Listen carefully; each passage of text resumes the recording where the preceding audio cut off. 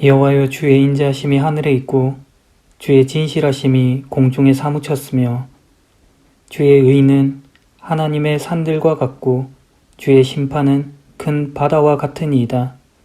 여호와여, 주는 사람과 짐승을 구하여 주시나이다. 아멘.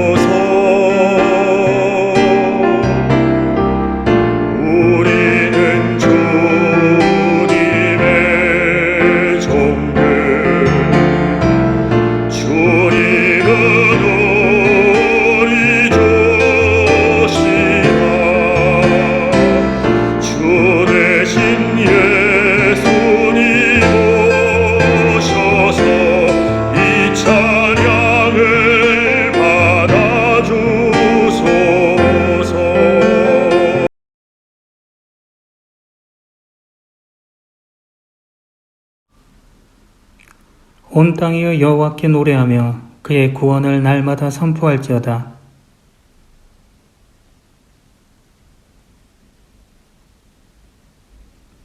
여호와는 위대하시니 극진히 찬양할 것이요 모든 신보다 경외할 것이며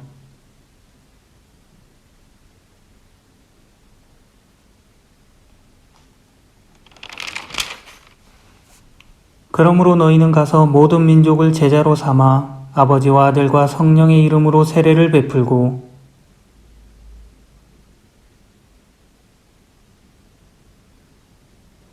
볼지어다 내가 세상 끝날까지 너희와 항상 함께 있으리라 하시니라.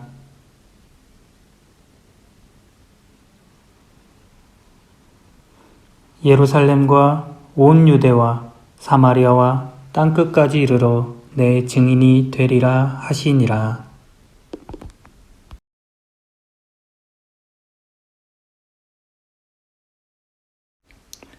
나는 전능하신 아버지 하나님, 천지의 창조주를 믿습니다. 나는 그의 유일하신 아들, 우리 주 예수 그리스도를 믿습니다. 그는 성령으로 잉태되어 동정녀 마리에게서 나시고 본디오 빌라도에게 고난을 받아 십자가에 못 박혀 죽으시고 장사된 지 사흘 만에 죽은 자 가운데서 다시 살아나셨으며 하늘에 오르시어 전능하신 아버지 하나님 우편에 앉아 계시다가 거기로부터 살아있는 자와 죽은 자를 심판하러 오십니다. 나는 성령을 믿으며 거룩한 공교회와 성도의 교제와 죄를 용서받는 것과 몸의 부활과 영생을 믿습니다. 아멘.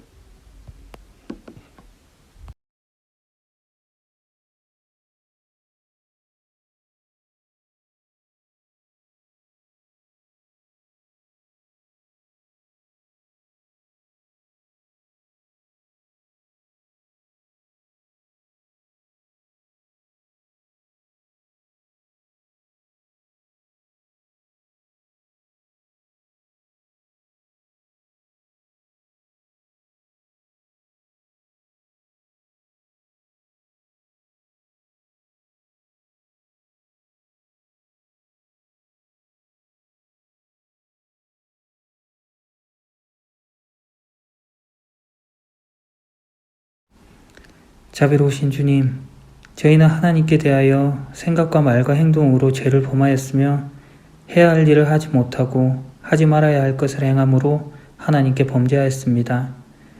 우리는 마음과 뜻과 힘을 다해 하나님을 사랑하지도 못했고 이웃을 내 몸과 같이 사랑하지도 못했습니다. 하나님의 자비하심으로 우리를 용서하여 주옵소서.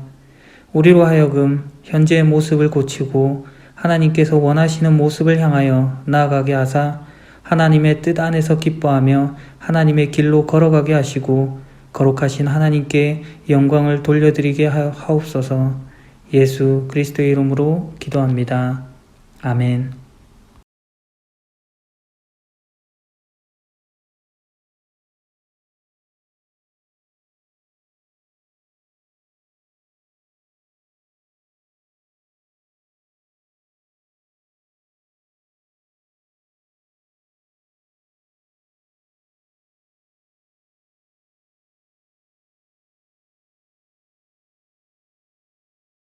내가 여호와께 말합니다. 주는 나의 피난처이시며 성벽이십니다.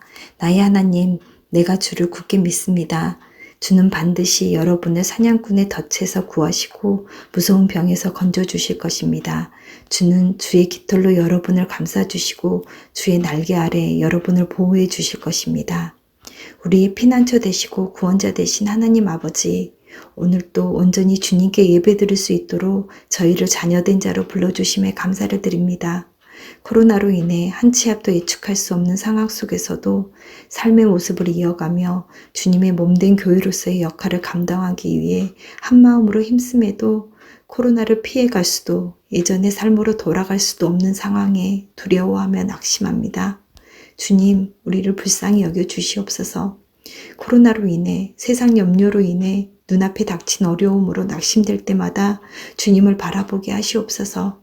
이 시간 주님의 위로와 사랑을 간구합니다. 하나님께서 말씀하십니다. 나를 사랑하는 자를 구원할 것이다. 내 이름을 높이는 자를 내가 보호해 줄 것이다. 그가 나를 부르면 내가 그에게 대답할 것이다. 그가 어려울 때 내가 그와 함께 있을 것이다. 내가 그를 구원하고 그를 높여줄 것이다. 그 말씀을, 그 약속을 믿고 주님만 바라봅니다. 주님만 의지합니다. 성령님, 이 시간 임하여 주셔서 세상이 줄 수 없는 하늘의 신령한 은혜로 저희의 몸과 마음이 병들어가는 이 땅이 새로워지고 강건해지도록 주님의 영을, 새 생명을 저희에게 허락하여 주시옵소서. 주님의 역사하심을 믿고 담대히 이 시기를 이겨내는 저희 모두가 되도록 주님 도와주시옵소서. 찬양받기에 합당하신 주님, 각자의 처소에서 드려지는 예배이지만 주님께 드려지는 이 예배에 온 마음을 다합니다. 온전히 주님 기뻐하시는 예배, 주님 살아계심을 듣고 보고 경험하며 주님께 우리의 믿음을 고백하는 그런 예배 되도록 성령님 함께하여 주시옵소서. 문경준 목사님의 말씀을 통해 주의 구원의 복음이 선포되도록 문 목사님께 성령의 기름을 부어주시고 말씀을 전하는 자나 듣는 자 모두가 심령이 새로워지는 은혜를 허락하여 주시옵소서.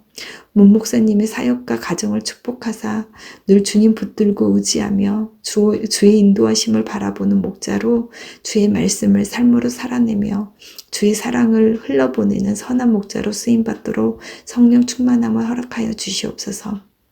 아욱스부르크 한인교회의 주인 되신 하나님 아버지, 교회의 주인 되신 주님을 바라보며 직분자로 또 각 부서의 부서원으로 세움을 받은 주님의 자녀들이 있습니다. 허락하신 믿음의 분량대로 주의 교회와 예배를 위해 헌신할 때 성령님 함께하사 주님 뜻에 귀 기울이고 순종하는 지혜와 믿음을 허락하시고 주님 이름으로 쓰임받는 모든 일들 가운데 온전히 주님의 이끄심과 사랑을 경험하며 협력해서 선을 이루는 저희가 되게 하옵소서. 코로나로 인해 여전히 혼란에 빠진 이 세대를 불쌍히 여겨주시고 더 이상 코로나 변이 없이 코로나19가 하루속히 종식되어 주님께서 지으신 세상의 모든 것들을 감사히 누리며 살아갈 수 있도록 주님 강하게 역사하여 주시옵소서. 특히 코로나로 인해 아픔 가운데 있는 주님의 딸을 기억하시고 치유자 되신 주님의 그 능력으로 깨끗게 하사 날마다 새힘 주시는 주님을 만나며 더욱 강건해지도록 주님 도와주시옵소서. 주님께서 그 딸을 치유하여 주실 것을 믿고 감사를 드립니다. 이 시간 주님의 이름으로 드려지는 모든 예배를 통해 주님 홀로 영광 받으시길 소원하며 이 모든 말씀 우리 주 예수 그리스도의 이름으로 기도드립니다. 아멘. 오늘 저희들에게 주시는 하나님의 말씀은 요한복음 2장 7절에서 8절 말씀입니다. 예수님께서 하인들에게 항아리에 물을 채워라 하고 말씀하셨습니다. 하인들은 항아리에 물을 가득 채웠습니다. 그러자 예수님께서는 그들에게 자, 이제 그것을 퍼다가 잔치를 주관한 사람에게 갖다 주어라 하고 말씀하셨습니다. 하인들은 물을 떠서 잔치를 주관하는 사람에게 갖다 주었습니다. 아멘.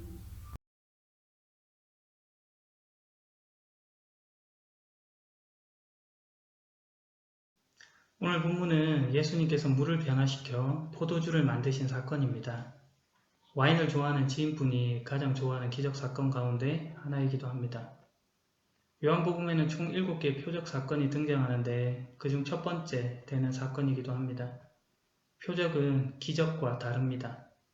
영어로 표적은 사인이고 기적은 미라클입니다. 기적은 보통 인간이 할 수 없는 초자연적인 일, 즉 놀라운 일을 가리킬 때 쓰이는 말이고, 표적은 어떤 것을 행하는 사람이 말하려고 하는 바를 증거하는 도구로서 나타나는 것을 말합니다. 요한복음 2장 11절에서 이는 예수님께서 행하신 첫 번째 표적이라고 하였으니 그 말하려고 하는 바가 있는 겁니다. 특별히 여기서 사용된 첫 번째라는 헬라어 표현 아르케는 요한복음 1장 1절에 나타난 태초에라는 표현과 같은 단어로 되어 있습니다. 태초에 말씀이 계셨습니다 할 때 그 태초입니다. 창세기 1장 1절에서 태초에 하나님께서 하늘과 땅을 창조하셨습니다 라고 하는 표현에서 태초와 관련한 단어이기도 합니다. 엄밀한 의미에서 시간적 개념에서는 차이가 있으나 예수님의 신성을 강조한다는 점에서 의의가 있다 하겠습니다. 오늘 본문의 사건이 창조의 개념에서 예수 그리스도의 신성을 지시하고 있는 표적이라는 점을 말해주는 것입니다. 오늘 사건은 갈릴리에 있는 가나라는 마을에서 결혼식이 열린 것으로 출발되고 있습니다. 갈릴리 가나는 나사렛에서 현재 도로로 하면 대략 10km 정도 떨어진 곳에 있습니다. 옛길의 사정이 좋지 않았던 것을 감안하더라도 대략 3시간 정도면 걸어갈 수 있는 곳입니다. 나귀를 탄다면 1시간 정도 걸리는 거리입니다. 그 가나 마을에 결혼식, 혼인잔치가 있었습니다. 유대인들은 화요일, 즉 셋째 날에 결혼식을 하는 것을 선호합니다. 왜냐하면 창세기에 나와 있는 말씀을 좋게 여기기 때문입니다. 창세기 1장 11절에 묘사된 셋째 날의 표현 때문입니다. 이렇게 되어 있습니다. 땅은 풀과 씨를 맺는 식물과 씨가 든 열매를 맺는 온갖 과일 나무를 내어라 하시니 그대로 되었습니다. 이렇게 땅은 풀과 씨를 맺는 식물과 씨가 든 열매를 맺는 과일 나무를 각기 종류대로 내었습니다. 하나님께서 보시기에 좋았습니다. 특별히 하나님께서 보시기에 좋았다라는 말씀은 10절의 묘사에 한 번 더 나와 있어 다른 날과 다르게 셋째 날은 2번이나 기록되어 있습니다. 셋째 날이 더 좋은 날처럼 여겨지는 것입니다. 또 이 날의 표현 중에 6번이나 사용된 단어가 있습니다. 히브리어 어근으로 짜라라는 단어입니다. 한글로 직역하면 씨 또는 씨뿌리다 라는 뜻입니다. 유대인들이 이 말을 자녀 생산과 연결지어 생각했습니다. 그래서 유대인의 결혼식이 셋째 날 많이 진행되곤 하는 겁니다. 오늘 본문을 통해서는 이 혼인잔치가 누구의 결혼식인지는 모르겠으나 예수님과 예수님의 어머니도 여기에 참석했습니다. 더하여 예수님과 그 제자들도 결혼식에 초대를 받았습니다. 이후 펼쳐지는 내용 속에서 예수님의 어머니 마리아가 적극적으로 행동하는 것으로 보아 예수님의 친척 또는 예수님의 가정과 매우 가까운 사이의 결혼식이었을 것으로 보여집니다. 그런데 거기에서 일이 벌어진 것입니다. 포도주가 바닥이 났습니다. 혼인잔치를 통해 먹거리를 나누고 함께 어울려 즐거움을 나누어야 할 기쁜 날에 음식과 함께 먹는 음료가 부족한 것입니다. 유대인의 결혼식에서 음식과 음료가 부족하다는 것은 오신 손님들에게 큰 결례가 되는 행동이었습니다. 왜냐하면 보통 일주일간 진행된 혼인잔치는 단순히 신랑과 신부만의 잔치가 아니라 마을 전체의 잔치였기 때문입니다. 그렇기에 먹거리가 부족하다는 것은 곧 그 가문과 그 집안의 가장의 명예, 체면을 손상시키는 수치스러운 일로 여겨졌습니다. 그래서 이런 일을 막고자 마을에서 가장 연륜이 있는 노인을 연회장으로 세워 잔치를 주관하게 하기도 했습니다. 그런데 오늘 일이 벌어진 겁니다. 유대인의 결혼식에서 결코 빠질 수 없는 포도주가 부족했습니다. 오신 손님이 예상을 훌쩍 넘어선 것인지 아니면 애초에 음식을 적게 준비한 것인지는 모르지만 난감한 상황이 벌어진 것은 분명합니다. 뒷소리가 무성할 일입니다. 이 사실을 안 마리아가 예수님을 불렀습니다. 이 집에 포도주가 다 떨어졌구나 라고 말해 주었습니다. 오늘 본문에 마리아의 남편 요셉의 이름이 거론되지 않은 것으로 보면 요셉은 이미 죽은 후로 여겨집니다. 당시 집안에 큰 일이 생겼을 경우 부모는 종종 큰 아들과 그 해결 방안을 논의하곤 했습니다. 남편의 부재로 인해 마리아가 큰 아들인 예수님을 찾아가 도움을 요청한 것은 지극히 자연스러운 일이었던 겁니다. 그런데 예수님께서 전혀 이상한 대답을 하십니다. 어머니, 왜 저에게 이런 부탁을 하십니까? 저의 때가 아직 오지 않았습니다. 큰 일이 벌어졌군요. 어떤 방법을 찾아봅시다 하고 말을 해도 시원찮을 판에 이런 대답을 하신 겁니다. 그러나 오늘 본문은 예수님의 첫 번째 표적 사건이라 했습니다. 행위의 주체자로서 예수님께서 말씀하시고자 하는 바가 있는 겁니다. 그것이 바로 저의 때라는 말로 나타납니다. 여기서 때라는 단어 호라는 요한복음에만 25회 정도 등장하는 단어입니다. 일반적인 때와는 다르게 결정적인 때, 규정되고 지정된 특정한 때를 의미하는 단어입니다. 예수님께서 의도적으로 이 단어를 사용함으로 그날이 아직 오지 않았으나 반드시 올 때가 있음을 암시함과 동시에 그때가 매우 특별한 때임을 지시하고 있는 것입니다. 역사를 지나서 보면 그때가 십자가의 죽음과 부활로 보이신 구속사적 완성의 때를 예표하고 있음을 알 수 있습니다. 한편으로 이것은 예수님께서 시간을 넘어서시고 주관하시는 분으로 역사의 주권자임을 드러내주는 표현, 대답이기도 한 것입니다. 그 말씀에 마리아는 하인들에게 그분이 시키시는 일은 무엇이든지 하여라 하고 말해 두었습니다.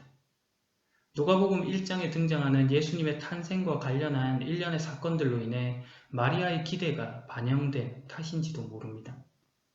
예수님은 하인들에게 항아리에 물을 채워라 하고 말씀하셨습니다.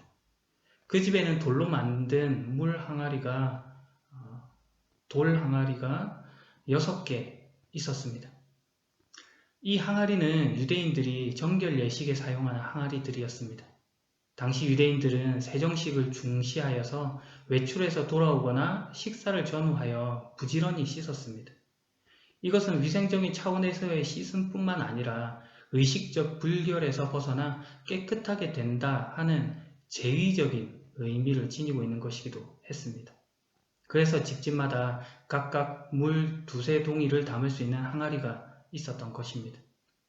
여기서 말하는 한 동이는 대략 40리터에 해당하는 양이므로 한 항아리에 거의 100리터의 물이 들어가는 항아리가 놓여 있는 겁니다.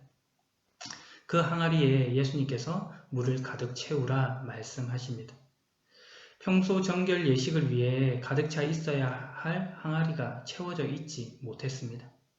예수님께서 거기를 가득 채우라 하심으로 당시 선민 이스라엘이 자신들이 맡은 것에 얼마나 실패하고 있었는지를 지적해 보여줍니다.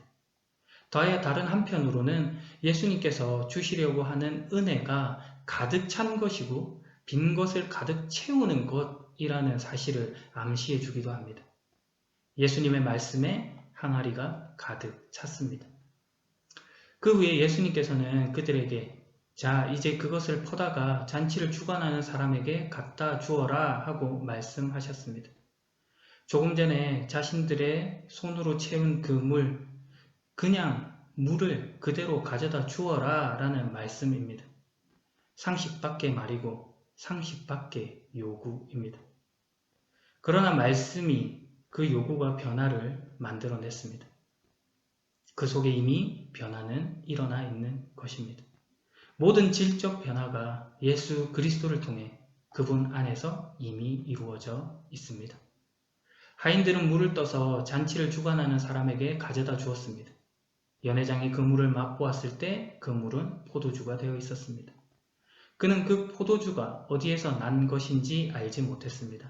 그러나 물을 채운 하인들은 알고 있었습니다. 놀라운 변화가 그들과 함께 이루어지고 있는 것입니다. 원문을 보면 여기서 하인들은 둘로스, 즉 노예나 종이라는 단어가 아닙니다. 디아코노스입니다. 협조자라는 말입니다. 아마도 결혼식을 위해 고용된 자가 아닌 자발적인 도우미로 보여집니다. 예수님의 말씀에 그들은 반신반의했을지도 모릅니다. 뭐 이런 이상한 일을 시켜라고 생각했을지도 모릅니다. 마리아와의 관계를 생각해서 했을지도 모릅니다. 아니면 거역할 수 없는 신적 위험을 느꼈을지도 모릅니다. 그러나 그런 생각을 넘어 그들의 순종에 예수님 외에는 오직 그들만이 아는 신비로운 일이 체험된 것입니다. 평생 잊지 못할 사건으로 그들 안에 자리 잡은 것입니다.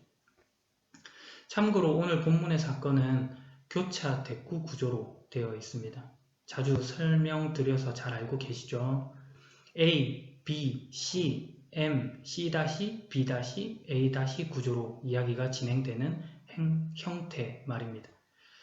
2장의 1절에서 2절은 서론이고 11절은 결론입니다.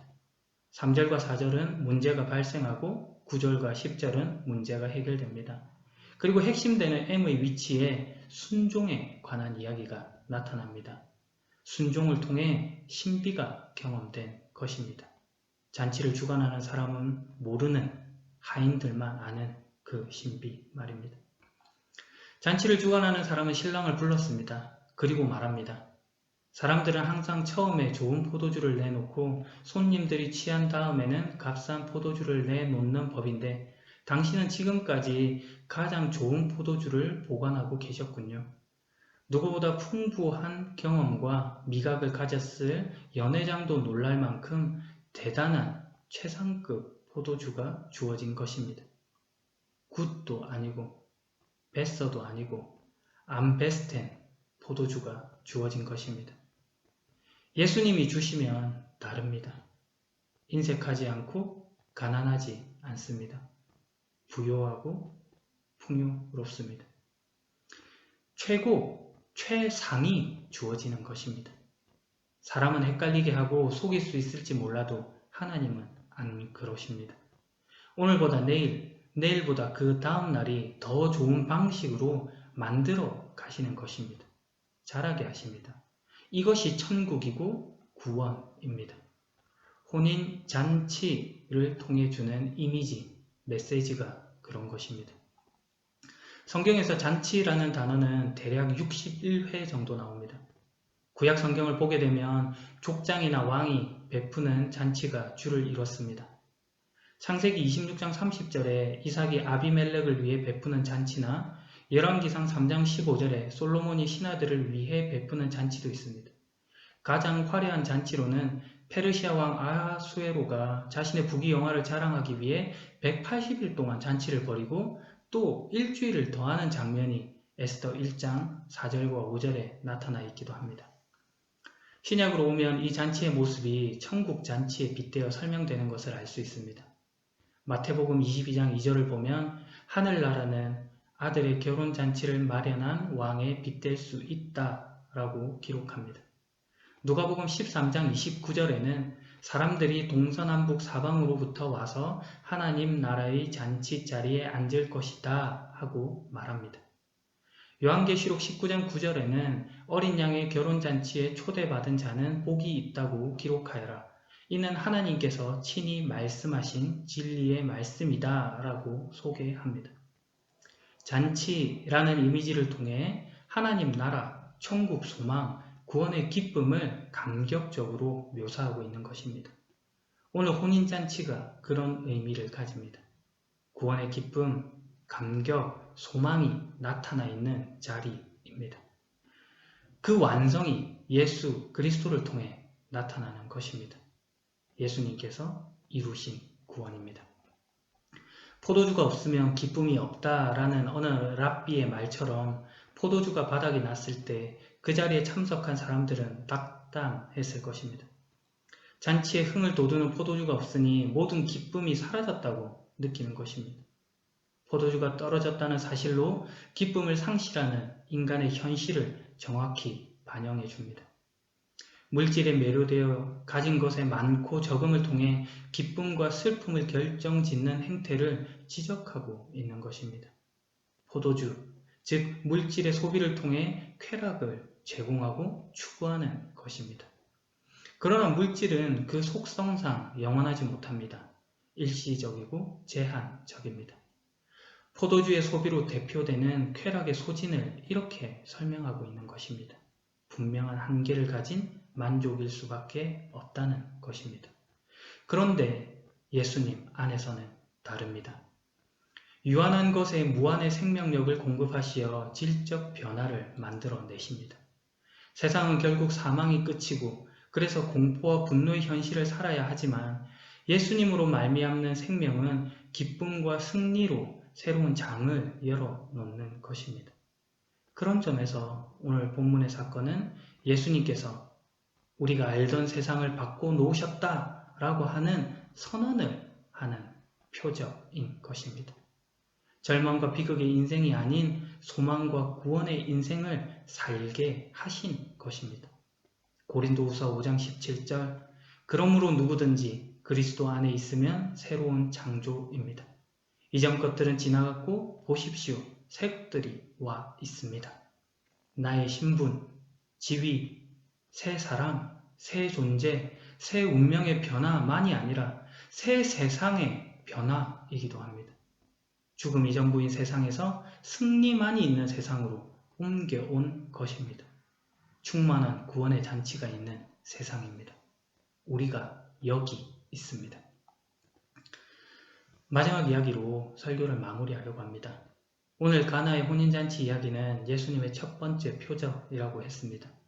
표적은 일반적인 일, 놀라운 일을 넘어서서 어떤 것을 행하는 사람이 말하려고 하는 바를 증거하는 도구로서 의도가 있는 일이라 했습니다. 어떤 의도입니까? 구원의 잔치의 초대입니다.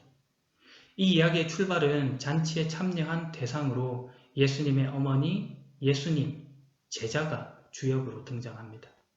그런데 제자들은 마리아나 예수님에 비해 오히려 하인들이나 잔치를 주관하는 사람보다 더 못해 보입니다. 그러나 결론에 이르러 그들이 다시 말해집니다. 11절 예수님께서는 이 첫 번째 표적을 갈릴리 가나에서 행하셨으며 거기서 그의 영광을 보여주셨습니다. 그러자 그의 제자들이 그를 믿게 되었습니다. 표적을 통해 이런 일들이 벌어지는 것입니다. 제자들이 믿게 된 것입니다. 예수님의 하시는 일이 믿음이라는 것을 생성시키는 신의 활동이 되는 것입니다. 그리고 그 믿음이라는 말이 결코 독립적으로 존재하지 않고 그 대상과의 관계를 상정하고 있음을 지적하듯 그 관계의 대상, 믿음의 대상으로 예수 자신에 대한 선언을 하고 있는 것입니다. 오늘 우리가 얻어야 할 참 포도주요, 생명의 음료요, 구원의 주체이신 예수 그리스도이십니다. 오늘 이 예수 그리스도를 놓치지 않는 여러분에게 예수 그리스도의 이름으로 간절히 축원합니다. 기도하겠습니다. 창조 안에 계신 하나님, 창조의 하나님, 주님 안에 새 창조가 이루어지고 있는 매일을 봅니다. 내 삶의 모든 것이 주님으로 인해 변화되었음을 고백합니다. 순종으로 맞이하는 기쁨의 잔치, 구원의 잔치를 감격으로 참여하겠습니다. 부르신 초대에 응답하여 새 생명의 새 인생을 열어가겠습니다. 시간을 넘어서 역사의 주권자로 찾아오신 주님과 동행하겠습니다. 자라가겠습니다. 오늘도 우리를 타는 목마름으로 간절히 부르시는 예수 그리스도 이름으로 기도합니다. 아멘.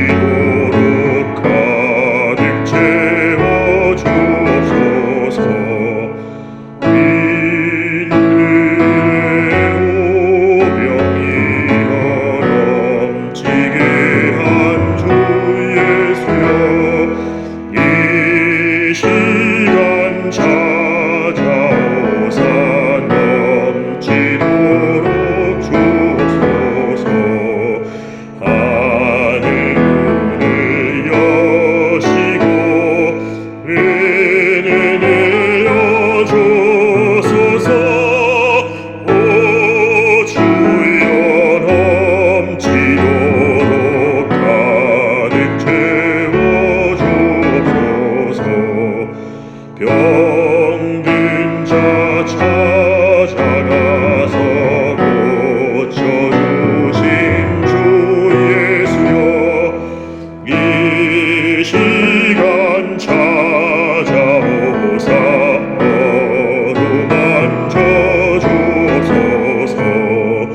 하늘 문을 여시고 은혜 내려주소서. 오 주여 넘치도록 가득 채워주소서. 제자들 두려울 때 찾아가신 주 예수여, 이 시간 찾아오사 주의 평안 주소서. 하늘 문을 여시고 은혜 내려주소서. 오 주여 넘치도록 가득 채워주소서.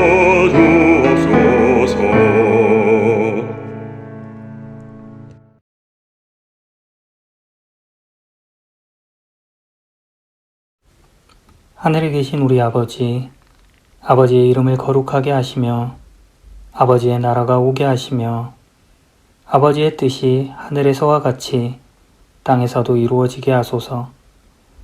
오늘 우리에게 일용할 양식을 주시고 우리가 우리에게 잘못한 사람을 용서하여 준 것 같이 우리 죄를 용서하여 주시고 우리를 시험에 빠지지 않게 하시고 악에서 구하소서. 나라와 권능과 영광이 영원히 아버지의 것입니다. 아멘.